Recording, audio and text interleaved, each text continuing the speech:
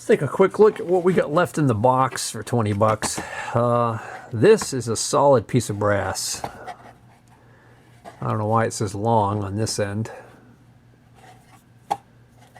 But, I mean, that's a pretty good hefty hunk of brass. So if I want to turn something out of brass at some point, with brass being so expensive, that was a no-brainer to grab that. Same with these. I don't know what the person was making when they made these, what the purpose of these are.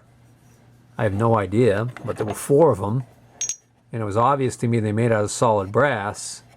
So my thinking was I can repurpose these into something else if I need a piece of brass stock down the road. So there are 4 of them. They're not quite identical. It almost appears as if maybe this was supposed to be the finished product here, and that these didn't quite get that far. I don't know.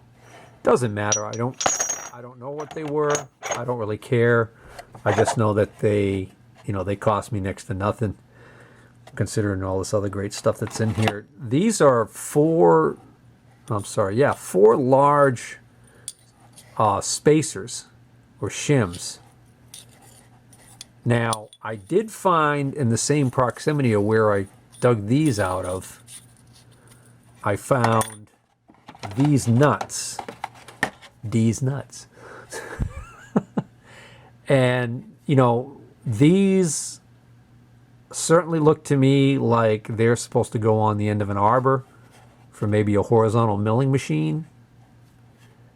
So I wouldn't be surprised if maybe these are spacers to go when you're stacking up cutters or mounting cutters and that on an arbor. Although, well, yeah, I mean, this diameter here is the diameter of the threaded part on the end. It still could have been, the arbor could have still been this diameter. And that's a smaller one there by the looks of it. I grabbed those too because you never know, and it might come in handy at some point.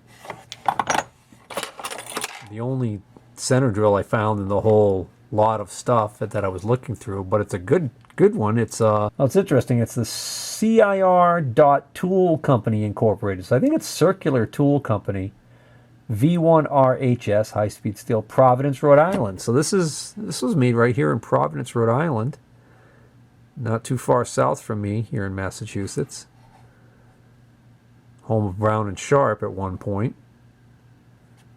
But I'm not familiar. Actually, Circular Tool Company does kind of ring a bell. I think I may have come across some other stuff from them. Seems like it's in good shape, though. I found these springs, and the only reason I grabbed them was because I had been working on trying to locate a spring for a project for my son. We're working on this tractor that's going to be a series coming up, little garden tractor, and I was trying to save the starter, and I ended up needing to find a spring that had completely rusted away, and I thought maybe one of these could either be cut into the size I needed, but long story short, I didn't end up needing those, but I'll just put those in with my extra springs. Here's a couple of, I mean, literally just two carbide inserts coated.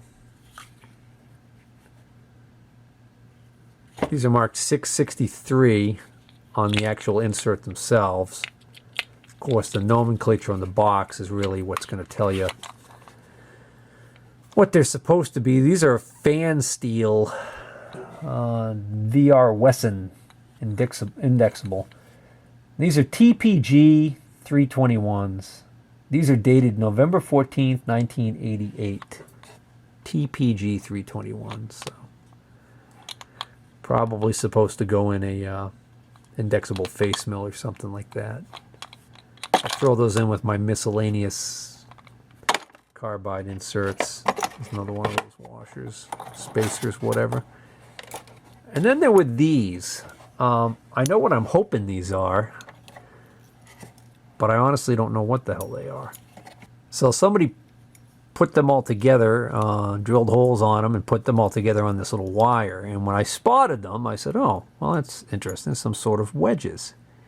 Then I said, you know what? I don't even know what these are, but I'm going to grab them just in case.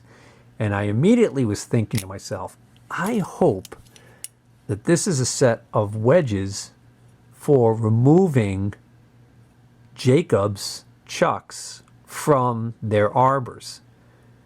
I remember seeing, I think, Keith Rucker on one of his videos.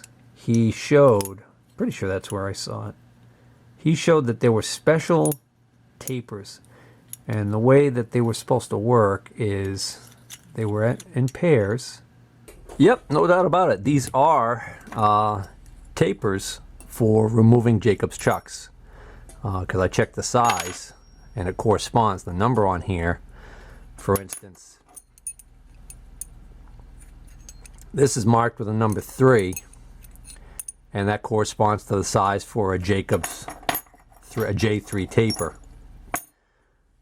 So what these are for is a situation like this where we've got a Jacob's drill chuck and we've got it on a Morse taper shank. So this taper right here is Morse taper, but the taper that goes into the back of the chuck right here, that's called a Jacob's taper.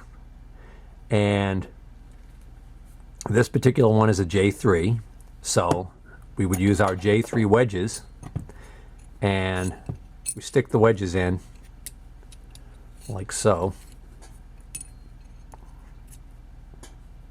All right. And then the idea is we would tap these in, or I guess you could press these in, and that would create, what's supposed to happen is it's supposed to create enough wedging force, lifting force, to pop this Jacob's taper free of the chuck. When all goes well, that's what would happen. Sometimes they get stuck in there really bad, and no amount of pushing these in seems to work, in which case you have to resort to heat. There are a couple of different thoughts on that subject, one of which is that you should never apply a lot of heat to the chuck because, well, especially in the case if it's a ball bearing chuck, which many of the better Jacob's chucks are. Well, I guess if you were taking the chuck apart to rebuild it, it wouldn't make much of a difference. So enough about that. That's what those tapers are. A while back I had looked these up and they seemed kind of pricey, but now it appears that there's a lot of import cheapo ones on the market. So I think these are $3 to $6 a pair if you buy them online from a cheap enough vendor. But these appear to be nice earlier ones. They might have a little bit better quality steel to them, I don't know. And I do not know what the purpose of this wedge is. So I don't know if this wedge is for situations where maybe you don't even have enough of a gap to get a pair of these started. Maybe this wedge would be used to just get the gap started. I don't know. I imagine you could probably use these for also, might be able to also use these for taking a bearing off of a shoulder. That kind of situation. I don't know. So barely 2 spaces down from that dealer, I ran into a dealer who had these items right here that I picked, and this is actually just an empty box now. This is a Brown & Sharp Precision Center box, and I picked it up and looked inside and saw what was in there. And what was in here originally, it's empty now, was a shop-made jig for dressing a wheel on your surface grinder. It was just a flat piece of metal with a one of those shanks with a industrial diamond on the top of it that you would set underneath your wheel and then traverse the wheel, cross it back and forth to dress the wheel. And it was clearly shop made, and for whatever reason it ended up in this box, and the dealer had no idea about this stuff. So I explained to him that that's not what this box was for, but that I was interested in the box. And I don't know if he valued what was in there more than the box, or for whatever reason, but he obliged me and sold me the box. And this early indicator, this, you could just make out brown and sharp on this lid of this box. And what's in here is a really early indicator. Now, I'm not positive if it's brown and sharp. I think it is because it was in the box and it fits the box. It does say made in the USA. So it's either a brown and sharp or a federal, right? The interesting thing is it's got the 1/1000 fraction and it says jeweled. So I know it's an early one, as if you couldn't tell just by looking at it. But here's the thing. The dovetails are actually in decent shape. It's got a brass little arm here. And what it's got going for it is that it still works. It's a little sticky on the return. But the reality is, once you preload it enough, it doesn't stick in this range here where you're actually going to probably use it. It's just slow coming back to the starting point. And I know just a little bit of cleaning in this pivot point right here would probably solve that problem. So this is going to be a good cheap indicator for somebody. This also has the lever on the side, which you flip the lever to actually change direction. So if you bear with me, if I push down lightly on this, nothing happens. If I push up on the underside, you'll notice that it moves. And then the idea is we flip this lever, okay, and now I push up on the underside, nothing happens. I push down lightly and it works. And interestingly enough, it actually comes back a lot better in the in this position. Flip that back. Yeah, it's just slow coming back on that position there. So I don't know, what do you guys think? Didn't see any markings anywhere else on it, so that's not going to tell the tale of what it is. Oh, I spoke too soon. Hold on, I missed it. It's right there. What it is it says Model 1, and there's a patent number. So still no maker name, but based on that alone, we could probably do a quick Google search and determine if that in fact is a brown and sharp. Well, that was easy enough. Sure enough, I searched, Googled brown and sharp Model 1, and this came up on eBay. It's interesting. Somebody had written with a Sharpie on here $30, so this was probably at a tag sale or something like that, a yard sale or whatnot. They wrote with a Sharpie right on the box. But this particular individual is actually, he's looking to get $119 for his, but he's going to ship it for free. Yeah, good luck. But that's the same box, and inside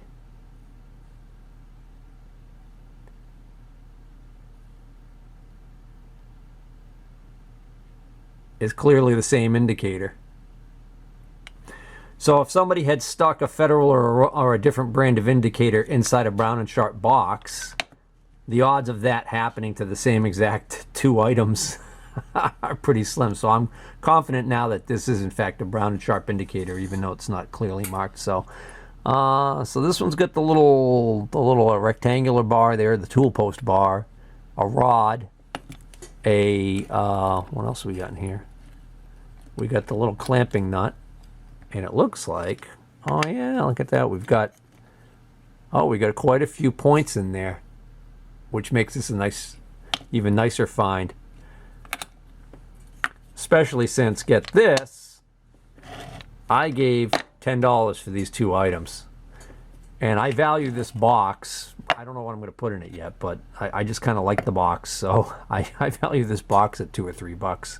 And that means I'm into this for like, I don't know, $6, $7 or $8. So that'll make somebody happy. A good, cheap, older indicator. They wanted to send that one out to someplace like MR Tool, have him give it a little bit of love. That thing could go on to service somebody for years to come. And, you know, just because I think it's kind of funny. Look, here's another one of these Model 1s in the box. $40 your best offer, and then $6.25 shipping. So $46.25 your best offer. So it just goes to show you, I often am floored sometimes by what some people price things at. I don't know why somebody thought that they were going to be able to get 100 and why even ask 119? They don't even have a best offer on it. $119. Here's solds. 35. That one sold for $35 plus shipping, so $41. $45 with free shipping, so $45. We're right in there. Here's one sold for $28.95 and $1 free shipping. And of course, we don't know how many points, or I'm not going to go through each one of these. This one looks like it has a little bit more in it in the box, but you get the gist. Oh, so the first dealer that I hit that I have bought a whole bunch of stuff from there that we just opened with, I saw an item there that was heavy, and I remarked to him, you know, he had it. I wasn't there on the first opening day, so it had been out there for a while. I talked to him about it, kind of told him I'd be willing to throw him a crazy lowball offer on the thing, and we went back and forth, and we kind of decided that, hey, you know what, if when I'm ready to leave for the day, since I was parked down near the end of the flea market that he was set up in, I'd stop back by on my way out, and I'd check out what he if he still had it. And I kind of jokingly said, why don't you sell it to me for the, I think $25 is what I ended up buying this thing for, because when I went back, sure enough, it was still there. And he said, yeah, okay. So I'm going to show you that in a moment, but let me just get through a couple other items, because near that guy there was another dealer that I spotted something at, and I thought we had worked a deal on a Starrett mag base and this item and a couple other little things, I think. And then I paid him and picked up the items and started walking away, and he called out to me and he said, oh, he was under the impression that I was buying just the mag base and leaving this item. So I went back and thought, oh, I thought that we had negotiated to a point where it was the two items for the one money.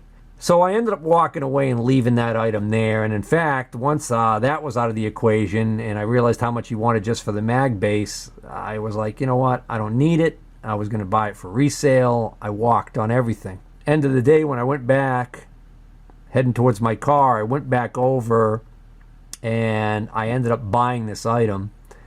So we're going to hit that item in one moment. Yeah, I know. I'm probably driving you crazy, right? Well, yeah, my apologies for kind of like wetting your whistle and then jumping around. And the reason I just, one of these two items that I went back for and ended up shelling out the $40 for, which is what he was firm on. It's too long to sit on the bench, so I'm going to take it outside and we'll use the outdoor table, which is cleaned off, as opposed to this pigsty of a workbench. And the other item is a heavy item that I ended up giving, it was either $20 or $25 for. That's actually still in the trunk of the car because it's heavy and I'm in no rush to move it. So this is after a dry spell, I found the dealer who had a whole bunch of taps, a lot of pipe thread taps, and miscellaneous just metal junk. But they had a box with some holders, some insert holders, lathe tool, and I fished through the box. I came across these taps, and I put together the pile, and we went back and forth, and I ended up getting this pile right here for $20. So let's look at the holders first. All right, this one still has a triangle shaped carbide cutter in it, so no mystery as to what that actually is supposed to be. Now it's a Kennametal, so there were some homemade ones or shop made ones by the looks of it there, and I didn't even bother with those, but I'm pretty sure I can take the number off the Kennametal bar here and I could probably determine what goes in there. And quite frankly, even if I don't determine that, just by looking at the rake that's on this, the fact that it's a triangle. I probably have some triangle shaped inserts surplus that I got for next to nothing, and I just might just fool around with it and see how it works.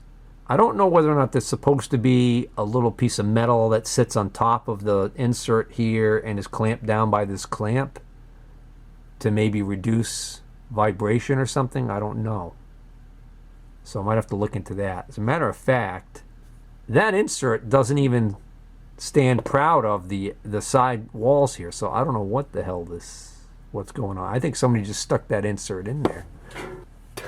Yeah, that's not going to cut anything.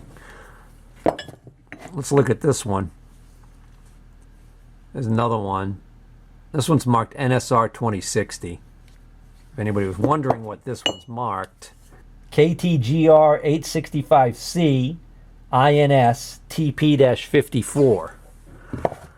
That's a mouthful, right? This one's just marked NSR 206D, I think, now that I look at it. Well, somebody ground the bottom of this. I guess maybe it was a little too tall. And this has got an unusual, almost like a parting or grooving cutter in it. I'm not sure whether or not I've got any of these, but again, that's one of the reasons I grabbed it. And then that's definitely the reason why I grabbed this one. This sucker is a big bar here. So this one is not a Kennametal. It's not marked. But what intrigued me about this one was, check this out. This head almost looks like it's made to swivel. And the other reason I grabbed this one was because it's got one of these dog bone style cutters in it. You see it? It's like a little miniature dumbbell when you look at it from this side. Of course, you can't see it because it's being blocked here, but I have some of these inserts, and I don't think I ever had a holder that I could hold them in until now. Quite frankly, I had no idea what they were for. But given the fact that it's got this large radius here, I would think that that would be a good insert for doing a finish cut. So I don't know, let's say I'm into those 3 for $10, and then the other 10 is for these 3 taps, which all the taps that were there, I mean, there were some pretty large ones there too, but most of them were pipe taps, and I've got so many taps now. I rarely buy taps unless I'm buying them like a box full for, you know, several dollars a box or something like that. But these 3 intrigued me. They almost look like they're taps for when you're rebuilding a machine, like a lathe or something like that. Almost like an Acme thread. Well, maybe not. So now that I got them back here to the shop, we'll look at them under some magnification and see if we can't identify these suckers. Ah! So this is a set. I don't know if it's complete, if it's only supposed to have the 3, but it's clearly it's a set because they're all marked 7/8-4. So it looks like that'd be 4 TPI, right? And then 7/8. But in this little area right below the number 7/8-4, there's another number. This one's a number 1, this one's a number 2, and this one's a number 3. So I think what you're supposed to do with these is you're supposed to run this one through first. Obviously, this is not going to be taking anywhere near as huge a cut. Then you run this one through, and then you run this one through. Question is, what are they for? But they eerily look like the kind of taps that come in a lathe repair kit. Like I've got an old hard-inch lathe repair kit which has taps just like this in it, and it's made for when you want to replace the nut inside of, say, like your cross slide, that your the threaded rod, it rides on the threaded rod, and it's what moves the carriage back and forth. Well, when that wears, it's made out of a soft material by design so that it wears before the rod does. The idea being is that when it wears to a certain point, you could still reuse the rod, and you would just cut new threads on the on that nut. Now, this is 4 TPI though, so this, you know, this is not going to be. So that's like 1 revolution of the knob is going to move this 250 thousandths.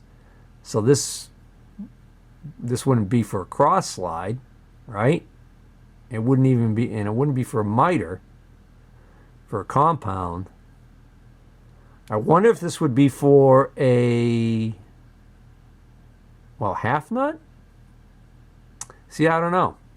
It's that's going to be a mystery. Well, I might just die with those things, and they might end up going to the scrapyard.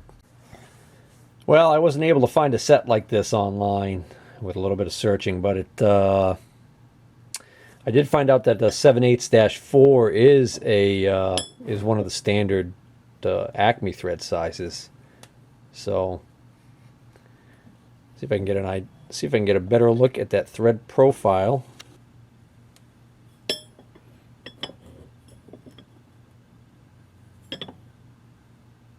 So I don't know. Well, we'll put them in storage. All right, guys. So this is what I hemmed and hawed over and agonized over the decision on whether or not I wanted to buy this. I think he started at 50 or 60 bucks, and he wouldn't come down below $40 on it. And I still don't know whether or not this is a good deal or not. So what we're looking at here is a 48-inch straight edge, a graduated straight edge. In other words, it's actually got the markings underneath this rust. You can actually see that it is marked. And if we come down this end here, it's a 48-inch. It's got almost like a knife edge on it. It's actually got a sharp edge on it here. Now, I looked for markings on this thing everywhere, and it is not marked anywhere that I can find with the maker's name. However, I know who it's made by because this label. So this label on here indicates that this is an LS Starrett of Athol, Massachusetts, straight edge. I get a kick out of this because it says this is a high-grade precision instrument, and extreme care, underlined, should be shown in handling and storage. Accuracy will be impaired if bent or if edges are disfigured in the slightest. Should be used in an area free from drafts and at common temperatures with work to be checked. Recommended flat storage. And, well, look at the rust on it. So that's problem number 1. Problem number 2, it hasn't spent its life being stored correctly. When I walked into this guy's booth or tent that he had set up at the flea market, this was just leaning up against the table. So, that being said, so it's not the super high precision instrument that it once was, which would have commanded big bucks for this thing. It's still a nice usable straight edge for my purposes. So I'm not exactly broken up about the fact that it's, you know, it's no longer going to be the highly prized item that it would have been if this was still in, you know, mint condition. I did check the business edge of it, and I did find one or two little tiny areas that it looked like it got dinged. But I mean very, very, very small. You have to really look close to see them.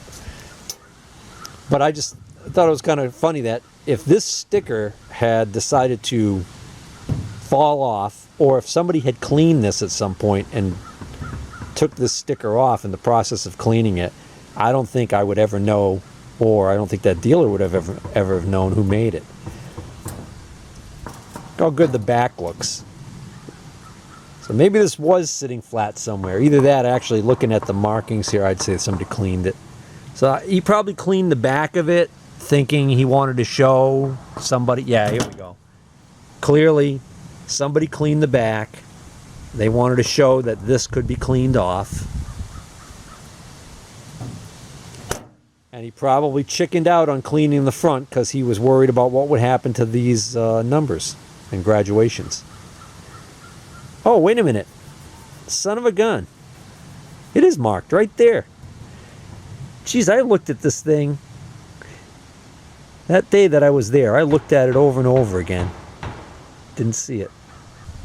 I have no idea if this is focusing.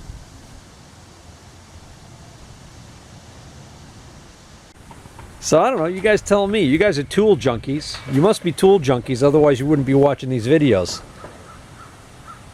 48-inch Starrett straight edge in rough condition for 40 bucks. Hell, that's less than 10 bucks a foot, right? All right, now let's get to that other mystery item. Remember I said it was really heavy, and I told the guy I'd give him the lowball price if he still had it at the end of the day. Well, it was still there when I went back.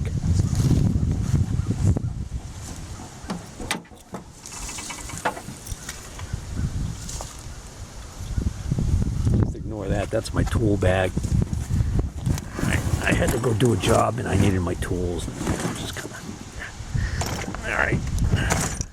So this is the item I got for, it was either 20 or 25. I know it wasn't more than 25 bucks. And what it is it's a granite surface plate. It's about a, I don't know, about a 20-inch wide by about, I don't know, 14 maybe deep. And it's a dual. Ah, there you go. It's a 12 by 18 dual. Grade B. Calibration traceable to National Bureau of Standards. This says accuracy 0.000050. Grade A. Class 1. Serial number 1173-9. Probably means it was made in 1973. 12 by 18 by 4-2 dual. So what's kind of neat about this is that this is the guy that you guys may recall near the beginning of this series. I bought a can of, he had the can of the dual granite surface plate cleaner. This is Dwight Instrument Company of Lyndhurst, New Jersey, apparently is who calibrated it last. Looks like it was calibrated, and look at that, 1973. Accuracy at that time was 0.0001. So it's probably overdue for calibration. I tell you, that's heavy. So I got my cast iron surface plate is bigger than this. But this might actually be a better surface plate. So I don't know. I haven't decided yet what I'm going to do with that. And then when I went back to his spot, I picked this stuff here, and I think I got this box for like 10 or 15 bucks. And it's just more hunks of some random pieces of metal that I missed the first time around. Some more looks like another grinding wheel.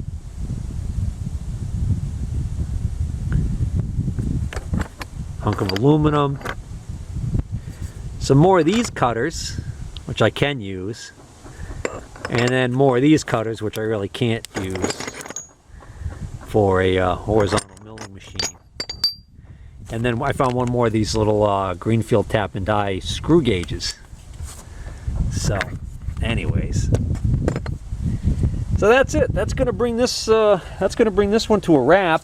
So the picking wasn't that great. I wasn't able to spend as much time that day at the flea market. So I only did probably I only did a few fields before I ended up having to leave for an appointment. But I mean, I was glad I went. I got some really good deals. What I did get, I got really good deals on. So. All right, I hope you enjoyed this episode. If you do, please give a thumbs up. And if you're not a subscriber, please consider subscribing. Thank you.